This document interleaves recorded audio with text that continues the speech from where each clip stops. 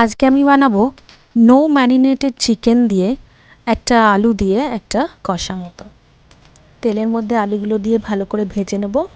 ছোট ছোট গোল গোল করে আলুগুলো কেটে নিয়েছি, সেগুলো ভালো করে তেলের মধ্যে ছেড়ে দিলাম। ছেড়ে খুন্তি দিয়ে নেড়ে আস্তে আস্তে লাল লাল মতো ভেজে নেব। লাল লাল হয়ে গেছে, এবার তুলে রাখবো অন্য একটা পাত্রে। এবার তেলের উপর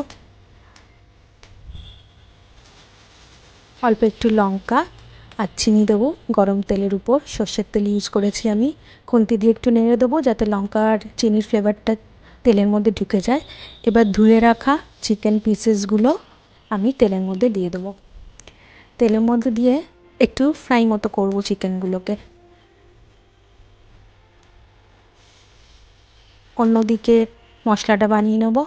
এই মশলাটার মধ্যে পেঁয়াজ, আদা, রসুন, দুটো লঙ্কা দিয়ে আমি পেস্ট করেছি।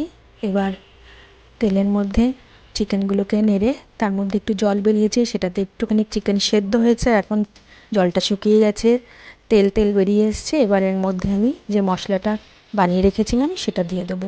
পেঁয়াজ, আদা, রসুন, কাঁচা লঙ্কার মশলাটা দিয়ে দিলাম।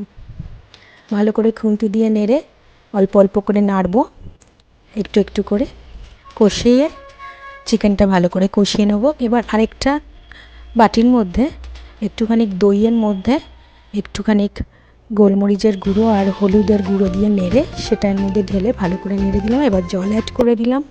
যখন কষে গেল, লাল লাল হয়ে গেছে চিকেনটা, তখন জল অ্যাড করে দিলাম। একটু স্বাদ মতো নুন আর আলুগুলো অ্যাড করে দিলাম।